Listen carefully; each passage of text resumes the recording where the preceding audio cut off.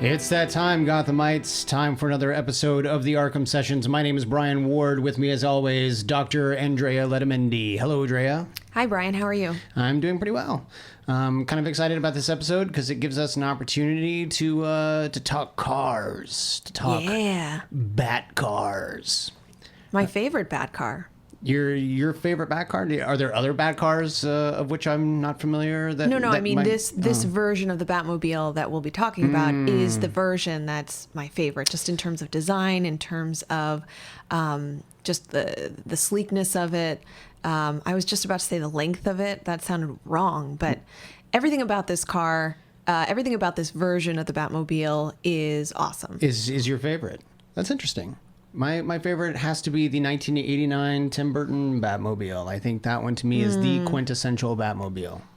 Not just because I was a kid when I saw the movie, and but to me it's the most functional of the cars, and it's very cool looking, it's very sleek, it's very aerodynamic, it's got the fins in the back, the jet engine, the turbine in the front. It's got everything you want it to have, but it doesn't look ridiculous. Right. A lot of the others have looked ridiculous. It's a good balance. I tend to be more on the simplistic, maybe not simplistic, but pure end, where you don't have all that extra stuff. You have just what you need. And I think that's particularly aerodynamic. Yeah, I think my problem with this one might be the fact that it's an animated version, and it's about the length of a football field. No, it's not. It's easily. It's probably the length of like two regular cars. I don't understand how it makes turns. Yeah, I do not understand the turning radius of this car, but we do get to see a little bit about how it handles in this episode. So let's get right to it. I like this episode because it starts out with a car chase. And Batman is pursuing what appears to be one of the Penguin's vehicles, although the Penguin isn't actually in the car. But we know it's a Penguin vehicle because the hood ornament is a penguin with a top hat. Now, Andrea, you might not recognize this. You may not understand what it is, to what I'm alluding, but this is almost an identical replica of Fleetwood Mac's mascot. Fleetwood Mac, my favorite band, penguin with a top hat. I'm looking at this car going, Stevie Nicks might be in that car. You don't know. Well, no, there's villains. That is true. There are villains in that car, and we know that because they are redheads. Yeah, redheads with machine guns. And there were three gentlemen in the car, and they start firing back at the Batmobile. Maybe he's new in town. Clearly, Batman's got a reputation. Right. But the driver of the car and the gunman, they're doing a pretty good job of eluding the Batmobile. They're getting off of one overpass instead of getting onto. Batman has to. He crashes into one of the exits and then has to turn around and shimmy his way back into the correct lane. Once again, I will bring up that Batman doesn't seem to have any regard for the other drivers on the road. And when we really get a sense of this as the machine gunner takes out one of the tires to what looks like a gasoline tanker truck. And that tanker truck begins to swerve and veer and careen into the middle of the freeway. Batman is stuck trying to get past him, ends up going into the wall, scraping up the side of the Batmobile, probably pretty heavily, I think. And when he gets past the tanker, just keeps driving. That's a gasoline tanker that could explode. You have no idea. And Batman doesn't even look in the rearview mirror to see if the driver got out okay. Does that seem weird to you? No. But it does, I think, go against that whole code of ethics about, knowing the people around you, seeing the environment around you, wanting everyone to be okay. Usually he has a good sense of the level of threat. So my guess is that he knew that was not going to be a risky situation for the driver, that the driver probably got out safe. Otherwise, he would have done something to rescue him, to save his life. So what you're saying is Batman is Commander Data, He has the ability to see what's going on and make, geometric, trigonometric calculations as to, oh no, that driver's going to be just fine. I think, this is a side combo, but Data works from certain programming. I think that Batman works from lived experience, and that's how his programming works. So he would know based on numbers, based on experiences, events. Those are his statistics, that this is going to be a safe situation for that guy. Gotcha. I'm gonna go the opposite route, obviously, from you, Doctor. Now you're the expert, but I'm gonna say Batman just doesn't care. He's more interested in catching the crooks and pummeling the crooks than he is in anything going on around him. The driver of the Penguin's car ends up successfully eluding Batman. The Gotham Bridge is opening up to let boats through. Yes. So the Penguin's henchman's car is surprisingly they don't make it. They'd planned to jump and their car jumps. They don't make it, and they land on a boat. Regardless of whether it was their intention, they do successfully get away from Batman, because Batman has left the Batmobile once again really long. Stops doesn't quite make it. Too late. Ends up sort of tipping over the edge of the bridge and gets crunched. Oh, looks like Earl's got his work cut out for him. Up until this point, I've always just assumed Batman or Alfred was the mechanic of the Batmobile or the Batwing or what have you. But it turns out he's actually got a guy by the name of Earl Cooper, who is a garage mechanic. He and his daughter are basically under the employ of Batman.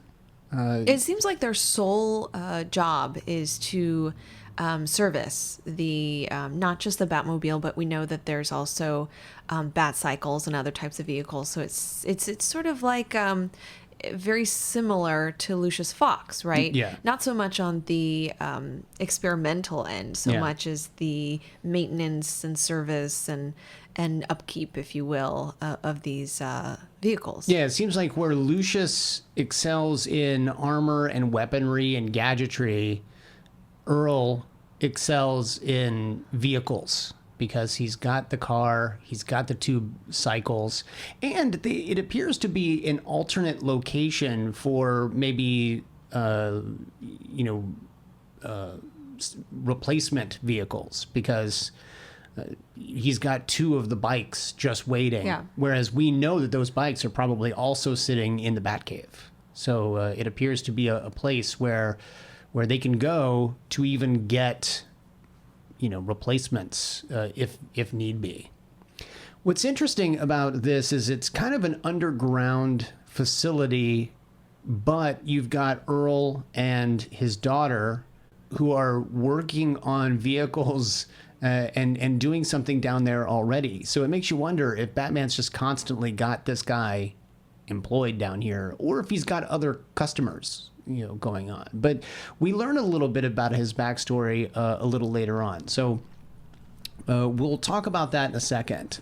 First, I want to talk about the fact that Earl has to order parts from a distributor. Better put in the order right now, though. Let's see. 12-gauge piston pins.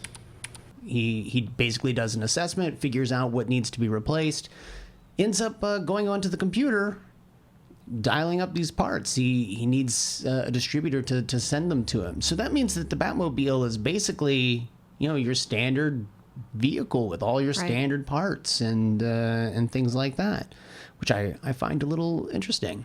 I don't know. I would expect this to be a little more experimental than let me dial up the Midas guys or the Pep Boys auto parts. Right. Or, let's order those parts. And you start to realize that the car is similar to any other car. It sort of normalizes the situation. Got to fix it. Got to order the parts, and I got to wait, which means that Batman doesn't have his primary vehicle. Mm-hmm. Now, this also throws a little bit of a wrench, no pun intended, Or is it? It's totally intended. It might have been into the theory that this series takes place in the late 40s because he's going to the computer and ordering these parts. So I think we're right. I think that this episode or these series are a mashup of eras. I think it is more of a contemporary time, but where we did see that someone was graduating in 1907 in an earlier episode, I don't really think that has much to do with the things we see going forward. I still think it can be a completely different timeline than the one that we know in our lives, right? Sure. That person could have been born in 07 and this could still be 40 years later, and there could be computers and there could be the technology that there is in this world. I'm okay with that. At the very least, there's a guy who dresses up like a bat and fights crime. So it's clearly a different sort of environment, and people seem to be okay with him for the most part. The next thing we see is the Penguin's lair. And the Penguin is upset that the heist was successful, but not successful enough. The henchmen end up bringing him a couple of stamps from the Audubon Society that are rare stamps, but they're not good enough. They're not the ones he wanted. I wanted the rare ones, the reversed Audubons. He's quite angry at these guys, and he's pretty abusive. Let's talk about what may have gotten him to this point, either right at the edge or just over the edge. Right, and seeing that he's destructive and hostile, and he's a perfectionist. So it's the wrong item, it's the wrong type of memorabilia. It's nothing is quite good enough, and so that's really pretty consistent with his personality type and with the decisions that he makes later in this episode. Yeah. So we've seen him in a few episodes, and I think his behavior is pretty consistent. The most telling episode was in the one where he tried to be reformed after his time being incarcerated. Birds of a feather. So in that story in particular, when he does make the right decisions, when he is calm, collected, socially appropriate, it kind of bites him in the butt, or bites him in the feather, if you will. In that he's not successful. He doesn't get what he wants. He's misunderstood. He's misled. He's manipulated. So I think that what all of that is confirming is, for him, the best way for him to get what he wants and to keep himself safe and to relate to others is to be destructive. That's the only thing that works for him. And to not only be destructive, but to be destructive peripherally. I mean, he sends 3 people out to go steal these Audubon stamps. He doesn't go and do it himself. He's smart enough to be the crime boss, not the criminal himself. So he's got these 3 guys in his employ. Something that I thought was kind of fascinating. We know that the major crime boss in Gotham City at this point is Rupert Thorne.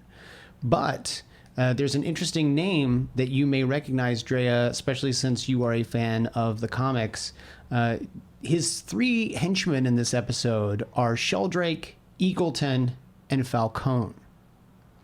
Falcone, of course, for people who know the comics, which normally we're not allowed to allude to. But I find it interesting. Falcone is, of course, one of the... he is Carmine Falcone. He is the mob boss for Gotham City. He's kind of the guy who runs the place. And I find myself wondering if this will end up being the same Falcone, or if this is just their, little... like a little nod to him. Their little nod. But, it's worth considering. During this exchange, they are introduced to a gentleman by the name of Arnold Rundle. Ah, yes, the one who works for that auto parts distributor. This guy happens to work at the local Pep Boys or AutoZone or wherever this distribution company is from which Earl is ordering these parts. And he's been able to deduce that this particular order seems about right for someone who did damage to the Batmobile. Titanium steel wheel wells, 12-gauge piston pins, Very few vehicles use such unusual material as those. So they know the address to which this shipment is being sent. They know what is being ordered. And they know that they're pretty much going to the place where the Batmobile is going to be held. That seems so irresponsible. Like, wouldn't they have a P.O. box or something? Why would you send all of those parts to this top secret, garage? It just seems... Not only that, but I can only imagine that a mechanic worth anything is probably ordering multiple parts for multiple cars or vehicles at any given time. So how you conclude that this one big order must be for one specific car is beyond me. But Arnold's right. Now, something that almost seems to be on par with previous sights of the Penguin in Batman the Animated Series is that he can be a little bit of a murderous fellow. He ends up paying Arnold quite handsomely. Would $300,000 be enough? 300,000? Oh, all right. 400,000, but that's my final offer. And then sends him on his way down a little stream in one of the big duck boats. And that stream goes to one place. On a sea cruise. I'll just say this now. We don't see Arnie again in this episode. No. I'm willing to bet that we don't see Arnie again in future episodes as well. Does he drown? I'm thinking the sea cruise is maybe... It might be closer to, like, the River Styx. Arnie might be dead. Yeah. I would bet. I think Arnie's dead. Well, and part of the reason I think that is that the Penguin wrote a check for $400,000, and there's so he's no going chance. to ensure that's not going to be cashed. So that is true. So yeah, really a pretty obvious death, I think. But first season of the animated series. There you go. There you go. Penguin and his thugs go to check out this location, and they do, in fact, find Earl and Marva there. They are working on the Batmobile. And similar to Batman Returns, where we also saw the gigantic duck boat, Penguin gets a hold of the Batmobile and sabotages it in such a way that he has control over it. That's true. We find out that Earl owes much of what he is and what he's become to Batman. He is basically a guy who works, what I'm guessing is exclusively for Batman. At one point in time, he was a very trustworthy guy, very much honorable, on the up and up, decided that he needed to tell his employers, who was this car company, that one of their cars couldn't go out the way that they had designed it because of various flaws. They didn't like being told that. They ended up kicking him out and actually ruined his name to such a degree that no one would hire him even as a grease monkey. So you take a guy who has designed cars and is actually a fantastic designer, and then you literally take away his livelihood, and you got a guy who could end up being a very desperate man. But instead, Batman sees the value in him, brings the Batmobile to him and says, I need a new car. This guy ends up designing the Batmobile that we now know. It's kind of interesting because it gives us a little bit of a history of the Batmobile, and it gives us a person to credit it to, whereas before, I always assumed it was Bruce and Alfred working on it in the Batcave. It's a really cool scene. You see Mr. Cooper designing the vehicle, some of the specs, the way the tires are going to look, the sleekness, all that really fun stuff about the vehicle. And it really gives it that personal story related to it, that he was, as he said, he was so down on his luck and thought that his life was over, and then he was given this wonderful opportunity and created this one of a kind, battle ready vehicle. Mm-hmm. Yeah, for sure. Which has got all kinds of gadgets and all kinds of things that Batman has been able to use in the past for this mission or that mission. And now something that strikes me a little bit here, I think we could pretty much agree that in some way, shape, or form, Batman had to have been an homage to some degree for the Shadow. The Shadow actually is known for having this network of allies who he has acquired over his tenure as a vigilante by saving their lives or by doing them favors, or, you know, they are in some way indebted to him. And as a result, he then calls on their aid, and they come in and they help him. And Earl seems like that kind of guy to me, where Batman comes to him, asks him for help when he needs it the most. He basically saves Earl's life. And now Earl is indebted to the Batman, which I thought was kind of cool. And with all relationships, unfortunately, there is betrayal. There is betrayal, but not legitimate betrayal. Oh, there is liability. Yeah, so This is why Batman doesn't have relationships. right. Once again, you've got a trusting relationship that goes a little awry. The Penguin does get Earl to sabotage the car. He does all these things to it. He makes certain buttons not work properly, or they don't do the things that they're supposed to. They've got ejection seats that don't work anymore. It's basically a bomb ready to go off. Yeah. It's supposed to be a death machine. But I do want to point out that Mr. Cooper had initially refused to partake in this, and they threatened his daughter's life. And I think, you know, he believed that the Penguin would definitely harm her. And I think we believe that as well. Yeah, So, I think there's a good reason to believe that would happen. yeah, so many of us in his position would probably go ahead and follow these orders. But when Batman is called upon to pick up his car, Yeah, that's what I find interesting is Batman calls him up. Yes, Batman, it's ready anytime you want to pick it up. Is my car ready? well, yeah, like always, they don't call you. You have to call them and Yeah. ask if it's ready. And it is, and he shows up, and He and Robin show up together, and they're eyeing the Batmobile. You've got a shiny new car here, and you know, it looks like the old one, but it looks better somehow. It's shiny. You get the reflection of Batman and Robin in what I can only assume is the fiberglass body or whatever whatever alloy they've decided to make the exterior of the Batmobile. Where's Marva? Oh, down in the basement. His daughter is being held hostage.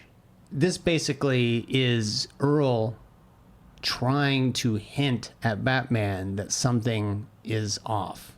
yeah. And for a moment, you get the sense that Batman may be picking up on this hint, and that he might just really be a really awful actor. Right. And then Earl tells him that he's upgraded the button to the air conditioning or something like that. And again, Batman is kind of perplexed. He knows that that's an odd thing to tell him. Apparently, there weren't any issues with the air, but I don't know. Did you see the front end of that car? There was definitely going to be issues right. to whatever is pumping air through. But yes, Batman is a little aloof. And I thought that these were pre-existing codes, which they should have established. I'm a little bit disappointed that they didn't. They should have established, what I guess is like a code word or statement that would let Batman know that there's a sabotage or that there's danger. But that's he attempts to do it, and Batman doesn't register what's going on. Is that hubris? Is that Batman just assuming that no one could possibly figure out? The fact that they didn't have an out. Yeah, they didn't have any kind of out there. Like, Batman is supposed to be the guy who constantly has an out for everything, constantly has a contingency plan. And yet he clearly didn't think that anyone would ever find this secret mechanic, who's dwelling underground somewhere. And yet when they do, now Batman is in this wheeling death trap. I think maybe he acknowledges that he would be able to handle whatever danger, came about from this secret relationship and from this secret resource that he has. Yeah, unfortunately, he is completely unequipped, and he doesn't handle it at all. The only way that he knows that there is an out is the fact that Earl, like you said, told him that he fixed the air conditioning. And also the hint that his daughter was in the basement, which is apparently some sort of car term. It's a racing term. When drivers crash, they say they've gone down in the basement. He was trying to warn us. Penguin seems to be a little bit more sadistic than usual because you could probably just run this car into a wall and finish off Batman and Robin, but instead he is making sure that no matter what Batman and Robin might be pressing in the Batmobile, it's going wrong. They press one button and the airbags are deployed. They press another button and something else happens. They try to use these levers to escape and they break off. The Penguin has figured out all the things that Batman would be trying to do, and he has made sure that each one of those things is sabotaged. And he is almost reveling in just torturing Batman. Do you think maybe some of this has something to do with that residual anger that he feels since Birds of a Feather? I actually think this has more to do with him wanting to show Batman just how smarter he is and that he is, kind of a step ahead, that he's going to predict all of his moves and that with each of those steps, Batman's failing over and over again. So I think the Penguin wants Batman to feel like, lack of control. He wants him to feel like an idiot. He wants him to feel like, like a loser here, that he's probably going to die because he keeps trying everything and none of it's working. So I think all of this is sort of, kind of culminating to the final, the final disaster here, which is where they end up. The Batmobile ends up on the roof of the Gotham International Airport. Yeah.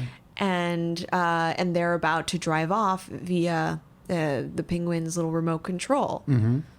Yeah, and the Penguin drives him straight off the edge of the building. That's when Batman realizes that they do have an out, and they do eject, and the car is destroyed. Pity.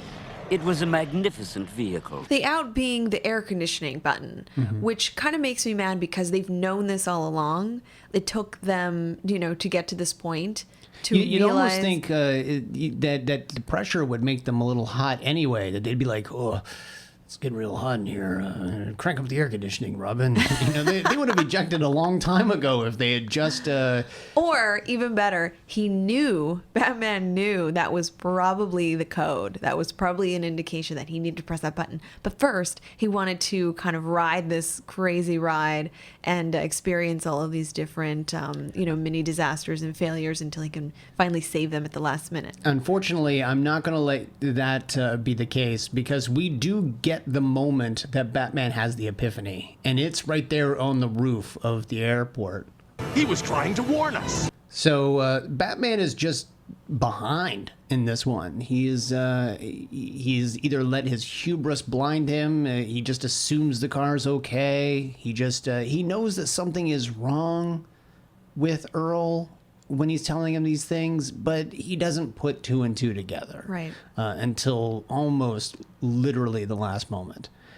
Luckily, the seats turn into wing-like contraptions. They use those to finish out the episode by finally catching the Penguin, rescuing Marva, and making sure that the Penguin is thrown back in prison. Right. We see that Earl is able to not only remake the Batmobile, but make it better. And that becomes very exciting. Wait till you see the new Batmobile.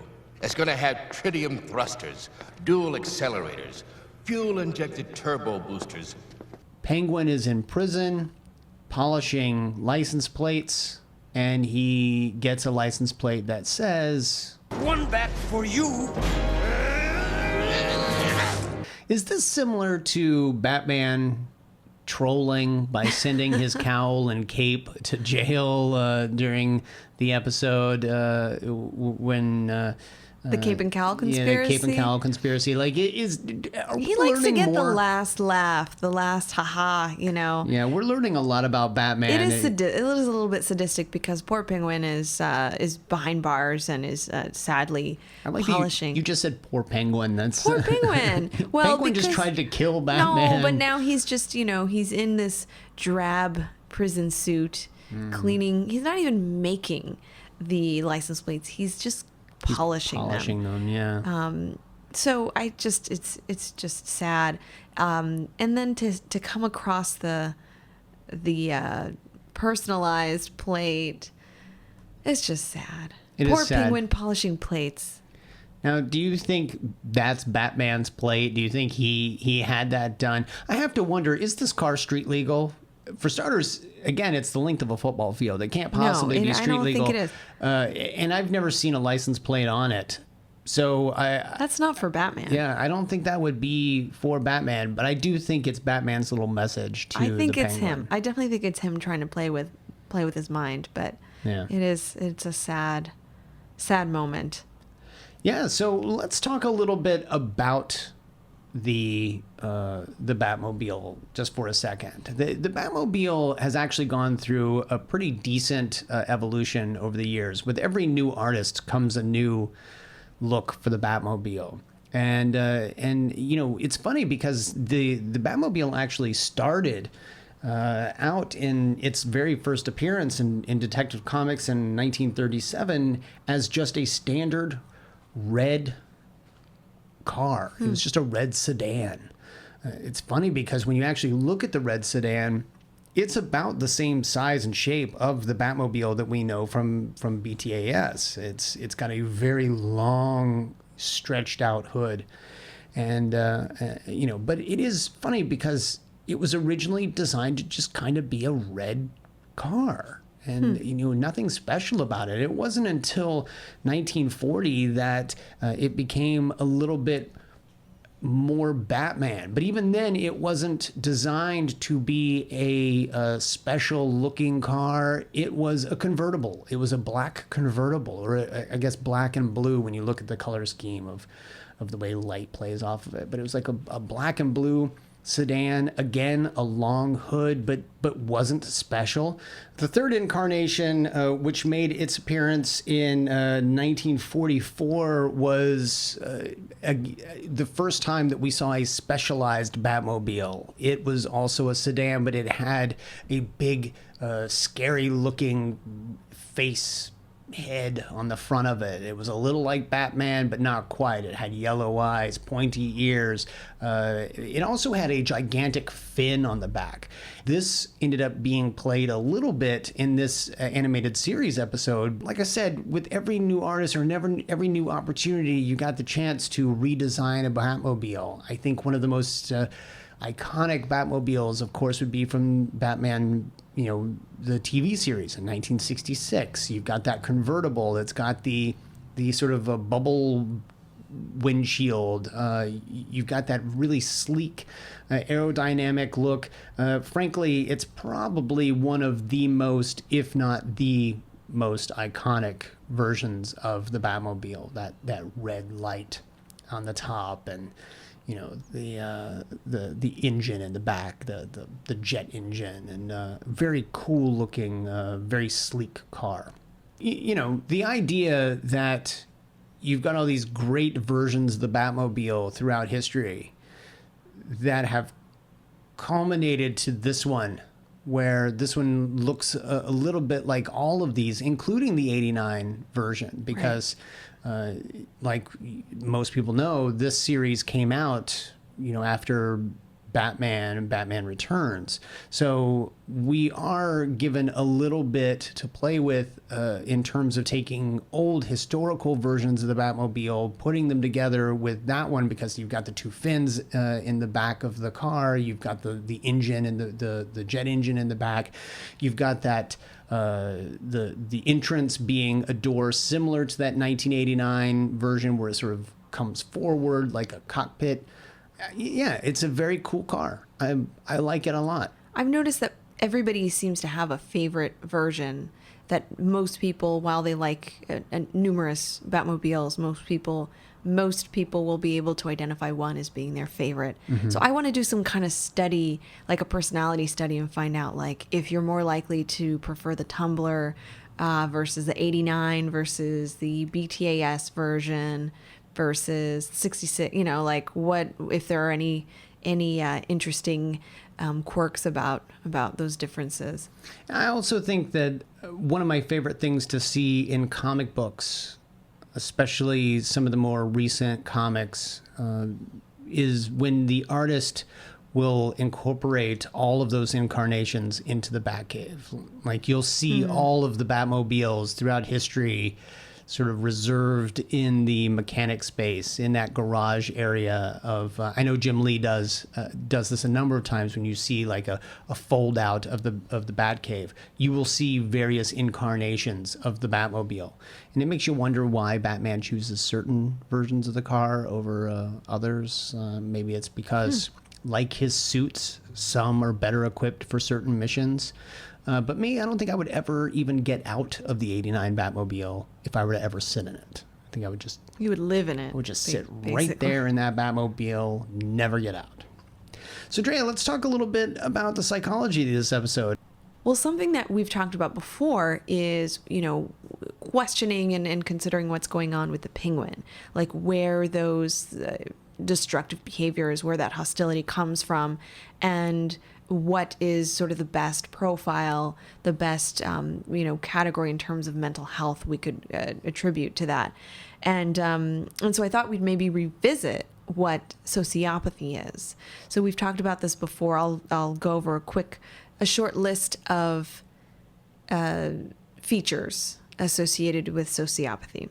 So someone who is considered a sociopath would likely have a particular personality type that includes disregard for other people's safety, violating the rights of other people, being impulsive, generally being agitated, violent, like having violent, angry outbursts, and being prone to criminal activity. So that kind of fits in with the Penguin, wouldn't you say? Yes, absolutely. And sociopathy is a mental health disorder, isn't it? Yes? No, it is not. Sociopathy. Nah, I was tricked. Sociopathy is not a mental health category or a mental illness. Psychiatrists and psychologists will use antisocial personality disorder to use as a label to indicate a probably a larger cluster of traits. Yes, one being a disregard and a constant or frequent violation of other people's rights, but there are other types of traits associated with antisocial personality disorder. So is this one of those cases where, just like you say, you can't be apsychotic, but you can have psychotic tendencies? You cannot be a sociopath, but you can have sociopathic tendencies? No. I mean, I tend to never say someone is a sociopath or someone is, I've heard some people say that person is a psychotic, or that person is an antisocial. I've heard that person is an antisocial personality. I tend to stay away from that because that person is a person and they happen to be living with and suffering with a particular disorder known as antisocial personality disorder. So you might hear me say, that behavior is sociopathic, or that is a person with sociopathy. Okay. But the point I was trying to make here is that the diagnostic term, the mental health illness, antisocial personality disorder, may include sociopathy as a particular trait, but includes a wider array of behavioral and emotional or lack of emotional traits that is usually understood as being part of that particular disorder. So having said that, while it's a shortcut to say someone is a sociopath or someone is sociopathic, it doesn't really give a whole lot of real information as to what is wrong with them. It's more or less a conversational, sometimes even legal consideration just talking about the fact that that person lacks any kind of discretion about other people's rights and dignities, and they're apt to be violent, they're apt to be destructive, and they're apt to hurt other people. Gotcha. So sociopathy is pretty much, often associated with violence and criminality. Gotcha. Now, antisocial personality disorder is, as I mentioned, it does include that lack of caring for other people's rights. But a number of other things are associated with this disorder, like the tendency to con, steal, and hurt other people. This is somewhat similar, but lack of empathy, lack of remorse, and not caring if they hurt someone else's feelings. Mm-hmm. I want to think about the penguin in this aspect as well. So think about him as I read some of these. Sure. As we mentioned, a pervasive disregard and violation of the rights of others, a certain level of aggressiveness and irritability. Now, when you say that, when you say a certain level, what is the level that becomes problematic? I think you have to think about what is the motivation for the aggressive behavior or the expression of that aggression, and what is the consequence, what is the beliefs about that behavior. So most of us have moments of feeling impulsive and aggressive, and sometimes we get out of control, right? We might have road rage, we might throw something, we might curse at people.